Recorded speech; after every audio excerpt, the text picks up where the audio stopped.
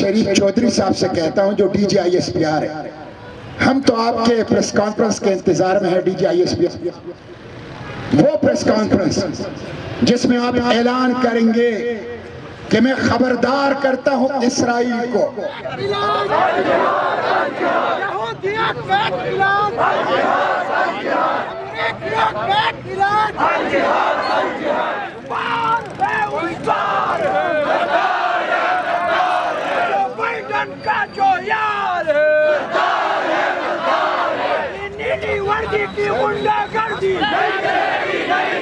یہ عوام کا پارلیمنٹ ہے، عوام کا پارلیمنٹ ہمارا پارلیمنٹ ہے، آپ کا میرا، ہمیں یہاں کیوں جانے نہیں دیا جا رہا ہے؟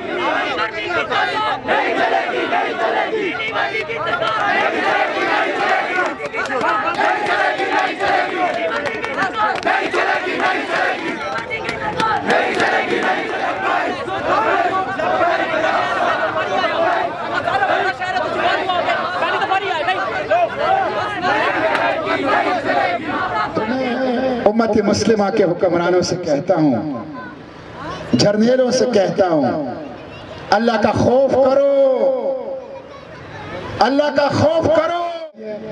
مکمل قحط کے لپیٹ میں نہ بجلی ہے، نہ گیس ہے، نہ پانی ہے، نہ خوراک ہے، نہ ادویات۔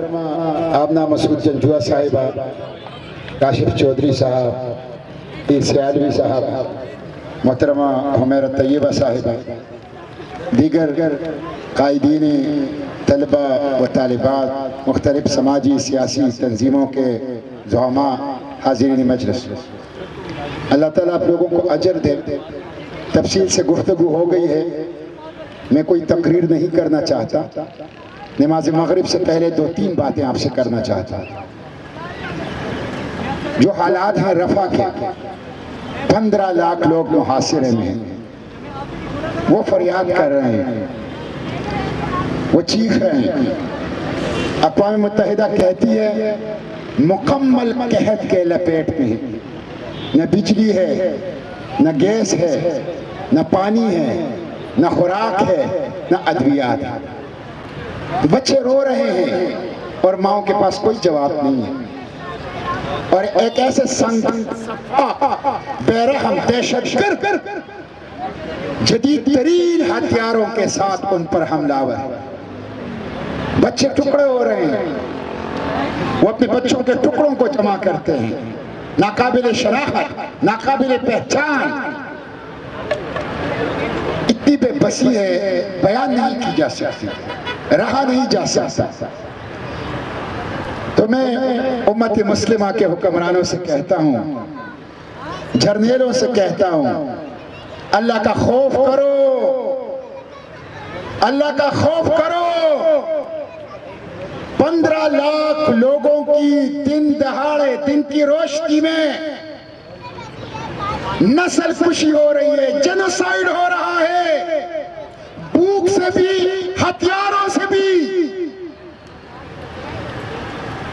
اور اب ہم یہاں جا رہے تھے پارلیمنٹ، یہ عوام کا پارلیمنٹ ہے، عوام کا پارلیمنٹ ہمارا پارلیمنٹ ہے، آپ کا میرا، ہمیں یہاں کیوں جانے نہیں دیا جا رہا؟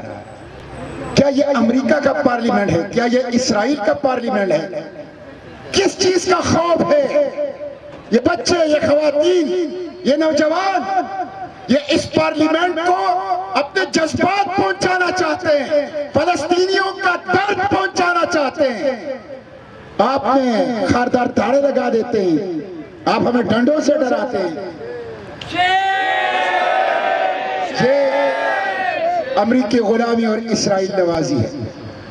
اور میں میجر جنرل احمد شریف چودھری صاحب سے کہتا ہوں جو D G I S P R ہے، ہم تو آپ کے پریس کانفرنس کے انتظار میں ہے D G I S P R, وہ پریس کانفرنس جس میں آپ اعلان کریں گے کہ میں خبردار کرتا ہوں اسرائیل کو، اگر اس نے ایک بھی فلسطینی کے اوپر گولی چلائی تو میرا غوری اور غزہ بھی ان کے اوپر گرے گا۔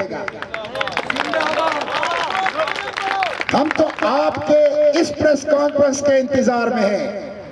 قائد اعظم کا پاکستان انتظار میں ہے، اقبال کا پاکستان انتظار میں ہے، نیوکلیئر میزائل پاکستان انتظار میں ہے، فلسطینی بچے ہماری طرف دیکھ رہے ہیں، امت کے ایٹم بم کی طرف، امت کے میزائل پروگرام کی طرف۔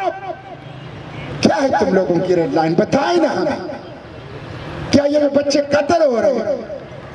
سقوط غرناطہ، سقوط بغداد جیسا واقعہ ہونے والا ہے، اس سے بڑا واقعہ ہونے والا ہے، ہو رہا ہے۔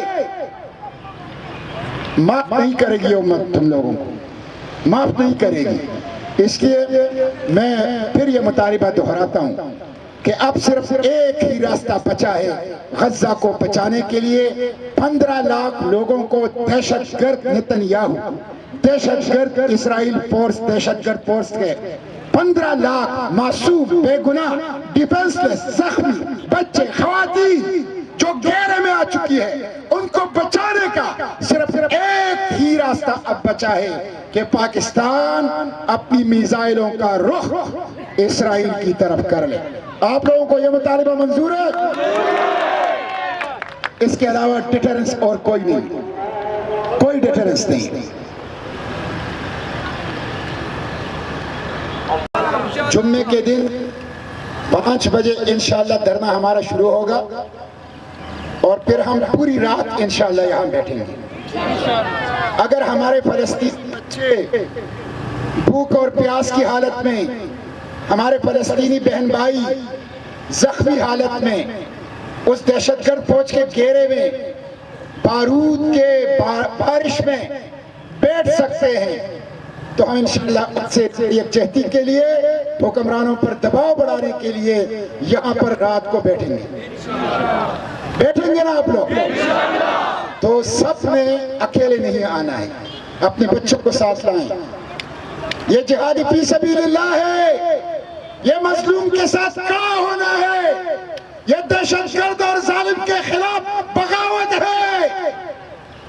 اپنے بچوں کو یہ کربلا کے میدان میں، یہ حسینی راستہ ہے، اس لیے اپنے بچوں کو، اپنی خواتین کو پوری فیملی کے ساتھ آنا ہے، پوری فیملی کے ساتھ آنا ہے۔ یہاں نمازیں ہوں گی، یہاں ذکر و اذکار ہوگا، یہاں جذبوں کو بڑھائیں گے، یہاں مطالبات ہوں گے، یہاں بے غیرت اور بے حس حکمرانوں کو جگانے کی کوشش کریں گے انشاءاللہ۔